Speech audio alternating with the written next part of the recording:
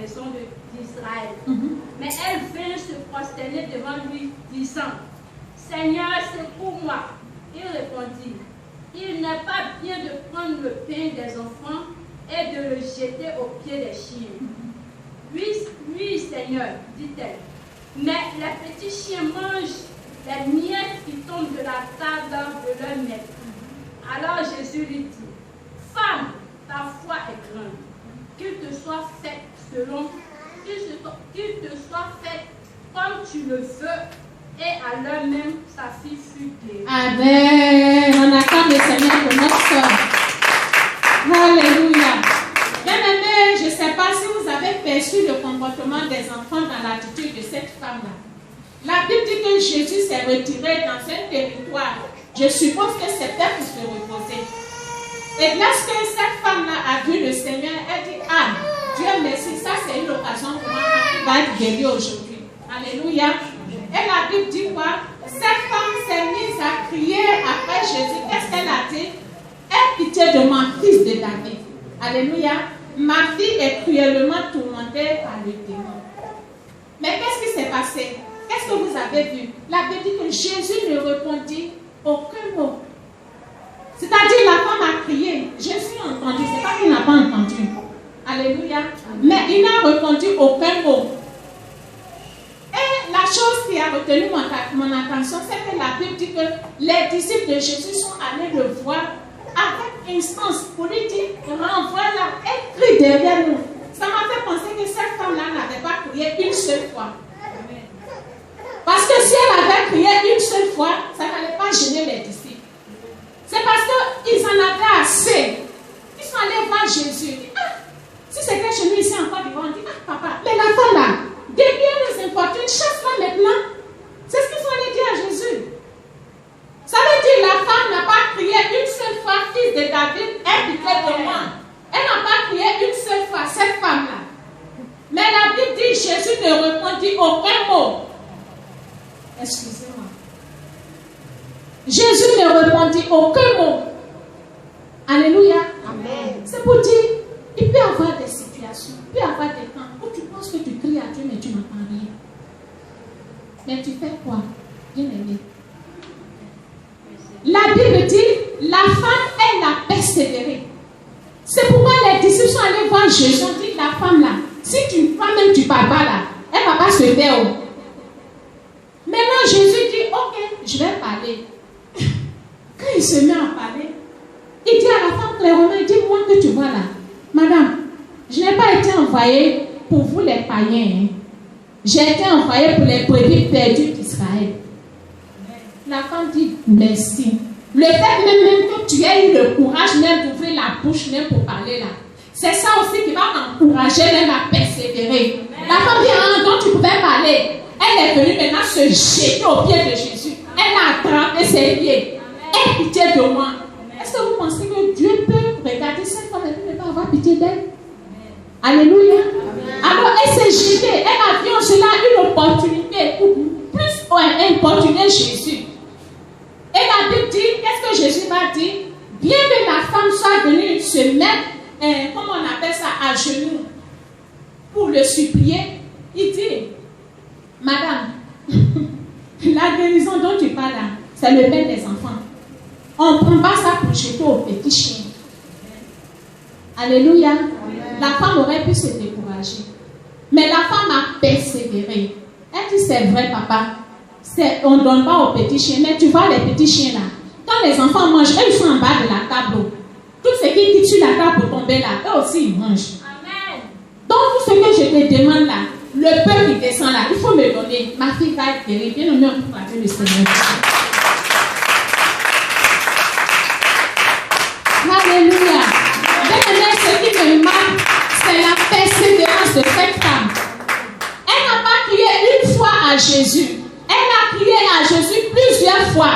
C'est pourquoi les disciples de Jésus ont dit à Jésus, la femme là, si tu la chasses pas, elle ne va pas arrêter de crier. Toi, tu cries combien de fois?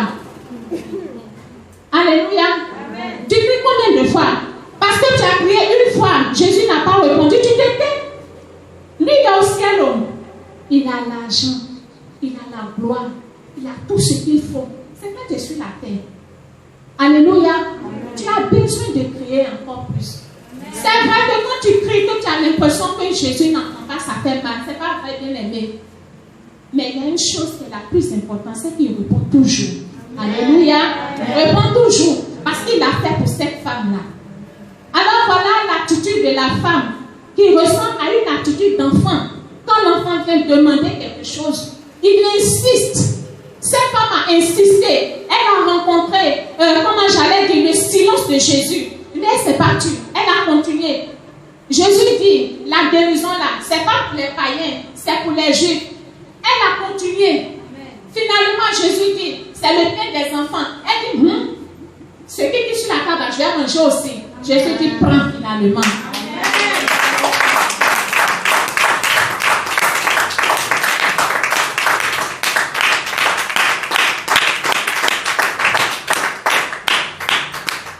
Alléluia.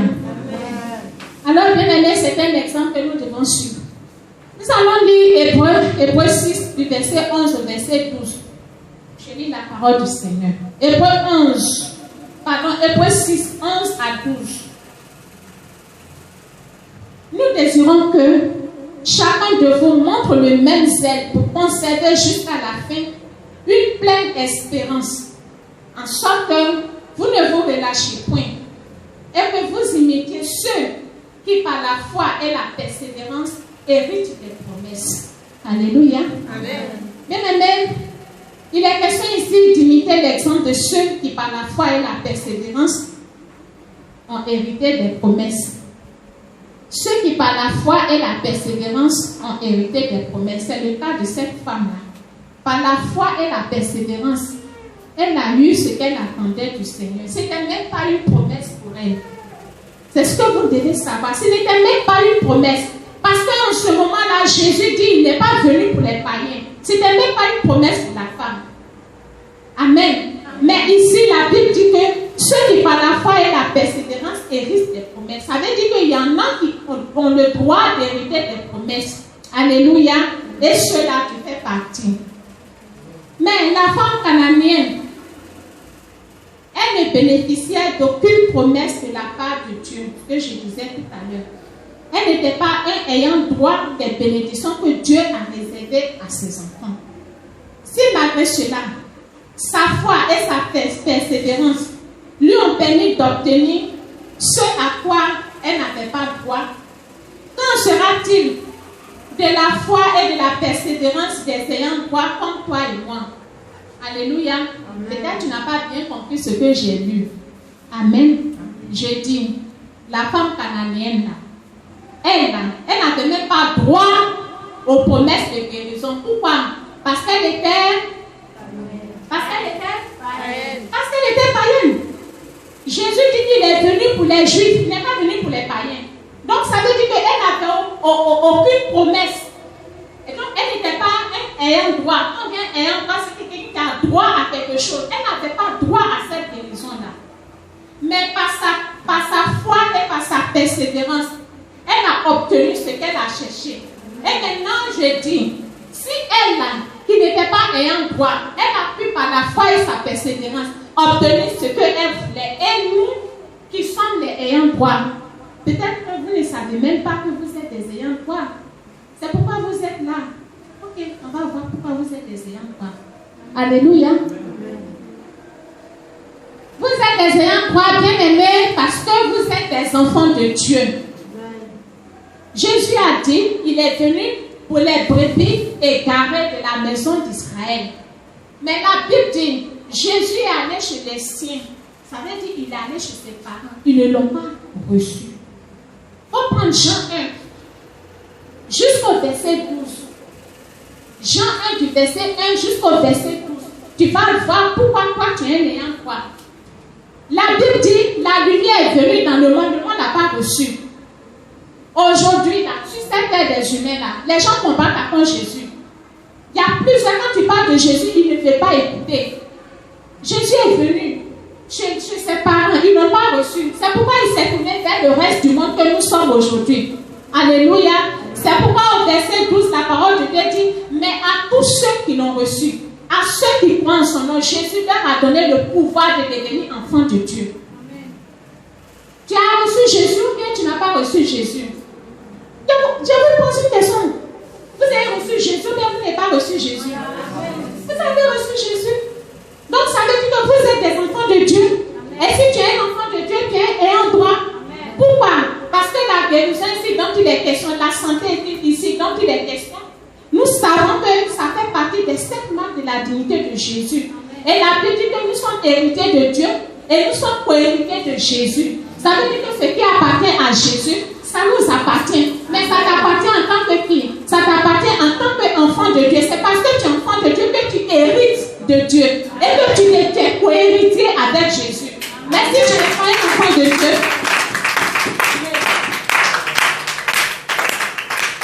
si tu n'es pas un enfant de Dieu, tu ne peux pas hériter de Dieu. Alléluia. Donc tu dois savoir, bien aimé, si jusqu'à présent tu avais des doutes dans ton esprit, laisse-moi te dire, ne laisse pas Satan te blaguer pour te dire tu as menti hier. Tu n'es pas un enfant de Dieu, c'est un menteur. Alléluia.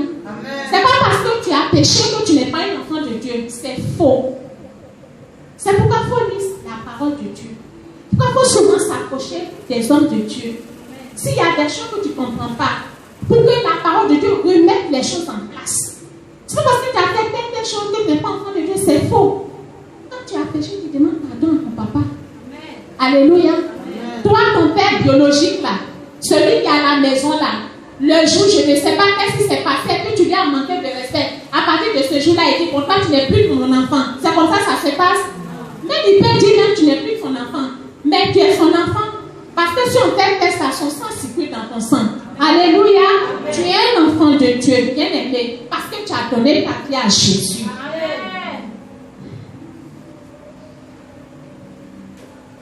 Je voudrais te dire encore une chose. Tu es un ayant droit. Pourquoi? Parce que la Bible déclare tout simplement que Dieu, en tant qu'enfant de Dieu, Dieu t'a transporté du royaume des ténèbres et il t'a mis dans le royaume de Jésus. Est-ce que tu comprends ça un peu? Tu ne comprends pas? J'ai dit, la Bible dit que Dieu, c'est-à-dire, tu étais ici avec Satan avant de donner ta vie à Jésus. Maintenant, quand tu as donné ta vie à Jésus là, Dieu te soulève de là et puis il te met ici dans le royaume de Jésus.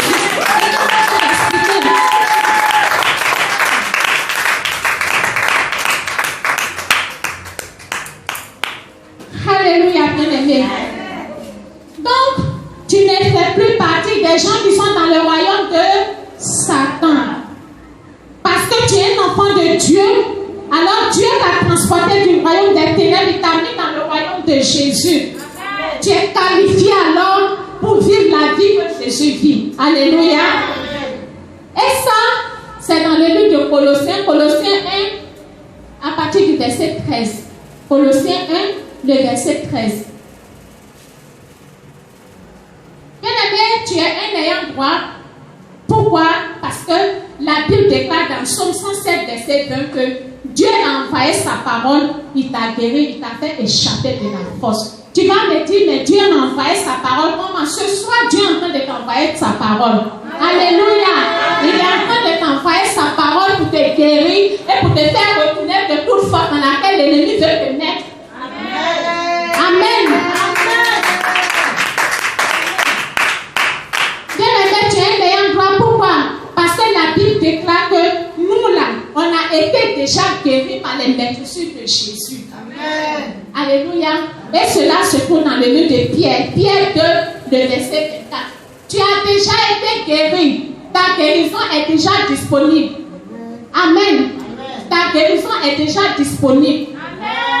Donc c'est pourquoi je vais te dire, en résumé, si la femme cananéenne, qui n'était même pas un ayant droit, mais elle a touché le cœur de Jésus par sa foi et par sa persévérance. Amen. Et toi maintenant qui es un enfant de Dieu, toi pour qui le sang de Jésus a été versé, toi pour qui Jésus a été meurtri, alléluia. Amen. Toi dont Jésus a pris les maladies à travers par ses meurtrissures.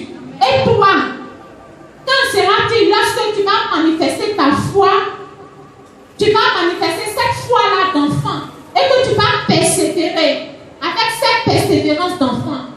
Alléluia. Amen. Quand sera-t-il de toi? Est-ce que le Seigneur ne va pas t'exaucer. Alléluia. C'est pourquoi, si tu crois ça, tu vas prier ce soir avec hardiesse. Tu vas enlever toutes les chaises qui sont là, tu vas les mettre de côté. Parce que tu vas savoir que la Bible dit que toi là, Dieu t'a enlevé du royaume des ténèbres, il t'a mis dans le royaume de Jésus. La maladie là, tout ce que vous voyez de mauvais, c'est pour Satan. Mais si Dieu t'a enlevé du royaume des ténèbres, il t'a mis dans le royaume de Jésus, comment se fait-il encore que la maladie est attachée à toi? C'est pourquoi c'est toi qui vas prendre la responsabilité sur toi de te détacher de tout ça. Parce que Jésus a déjà pourvu à la guérison.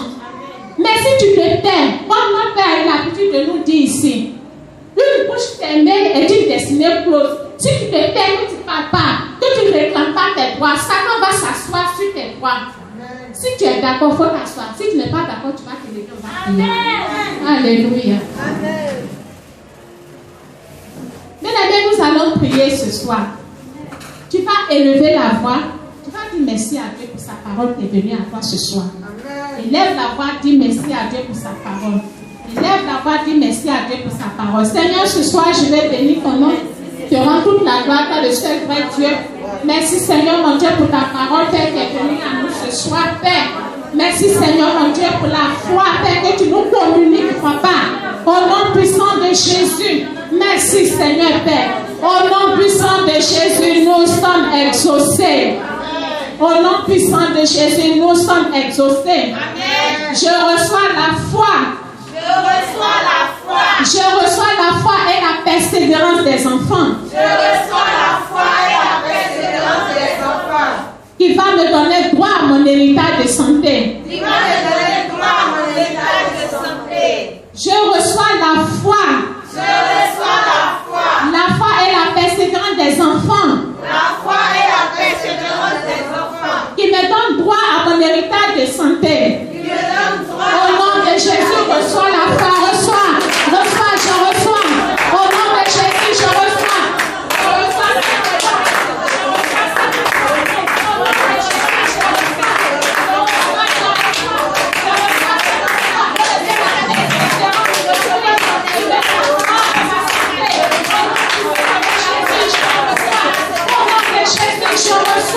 Je reçois.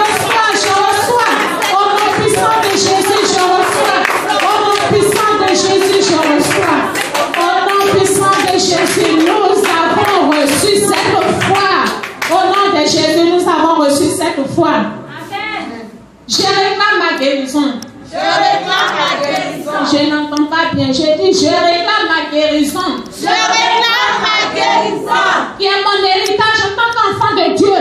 Qui est mon héritage en tant qu'enfant de Dieu. Je reçois ma guérison qui est mon héritage en tant qu'enfant de Dieu au nom de Jésus. Je reçois ma guérison qui est mon héritage en tant qu'enfant de Dieu au nom de Jésus. La guérison est ton héritage en tant qu'enfant de Dieu. Et cette guérison-là, tu la reçois au nom de Jésus. Amen. Donc je reprends. Alléluia. Amen. C'est pas je reçois, je réclame. Amen. Je réclame. La guérison est ton droit en tant qu'enfant de Dieu. Il faut la réclamer pour la voir. Alléluia. Il faut la réclamer. Je réclame ma guérison. Je réclame ma guérison. Qui est mon héritage en tant qu'enfant de Dieu. Qui est mon héritage en tant qu'enfant de Dieu. Au nom de Jésus, je réclame. On prie, je réclame.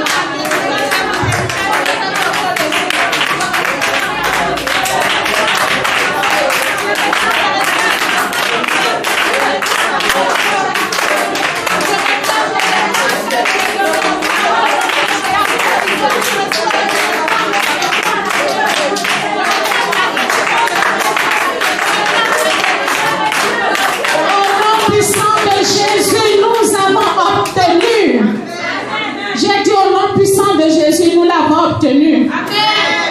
Bien-aimé, tu vas te fâcher. Tout pouvoir de maladie. Tout pouvoir de maladie. Tout pouvoir de maladie. Tout pouvoir de maladie. J'ai été transporté du royaume des ténèbres. J'ai été transporté du royaume des ténèbres. Pour aller dans le royaume de Jésus. Alors lâche ta prise sur moi au nom de Jésus. Lâche.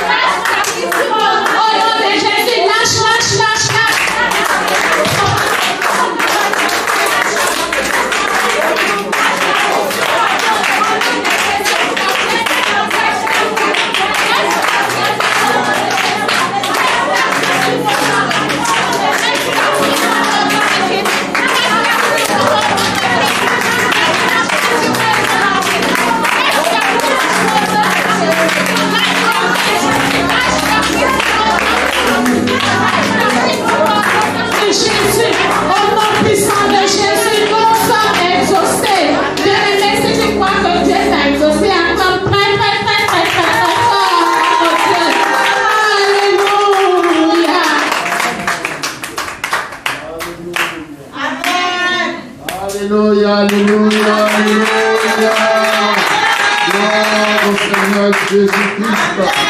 Tu as été transporté du royaume des ténèbres au royaume de lumière. Alléluia. Alléluia.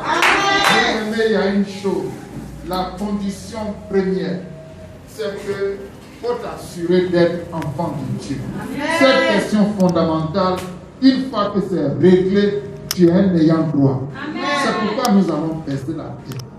Est-ce que parmi nous tous, tout le monde a donné sa vie à Jésus?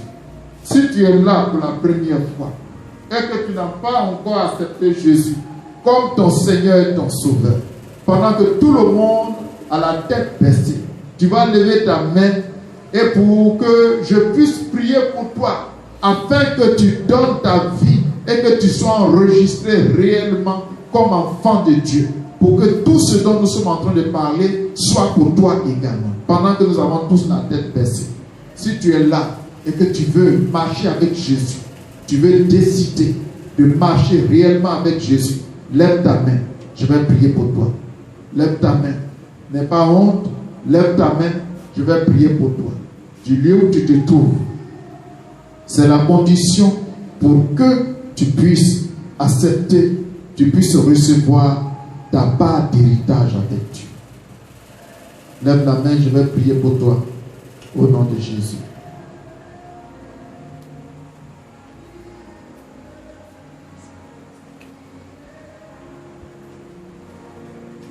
Alléluia. Alléluia. Nous avons tous la tête baissée. Je vais demander à notre sœur de venir par ici. Et je vais prier pour elle. Viens par ici au nom de Jésus.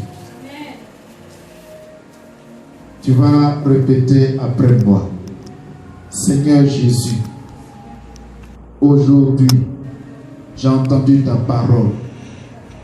Je suis perdu à cause de mes péchés. Mais toi, tu es mort à la croix pour me sauver. Je viens à toi. Je te donne ma vie. À partir d'aujourd'hui, je décide de marcher avec toi. Merci Seigneur de m'avoir sauvé. Au nom de Jésus. Amen. Maintenant, tu restes en place. Tu ne répètes pas. Moi seul, je vais prier pour toi. Seigneur Père, tu as dit que tu ne mets pas au dehors la personne qui vient à toi. Voici Karika qui est venue aujourd'hui et qui a pris la décision de marcher avec toi. Seigneur, toute malédiction sur sa vie, à partir de l'instant où elle a confessé ton nom, toute forme de malédiction sur sa vie est brisée au nom puissant de Jésus-Christ. Tous les projets du diable contre sa vie, ces projets sont annulés aujourd'hui au nom de Jésus-Christ. Si des gens cachés lui voulaient du mal, tous les projets maléfiques échouent contre sa vie au nom de Jésus. Parce que toi, tu l'as arraché du royaume des ténèbres, tu l'as mis maintenant dans le royaume des lumières. Et aucune ténèbre n'aura accès à sa vie. Je bénis sa vie et elle est bénie en toi. Au nom puissant de Jésus-Christ. Au nom de Jésus, nous avons prié. Alléluia. Tu peux aller t'asseoir. Alléluia. Maintenant que nous sommes tous en phase, alléluia, nous avons tous maintenant le même héritage. Celle qui n'a pas droit, elle a insisté. Et puis, on lui a donné. Et toi qui as droit, c'est toi qui vas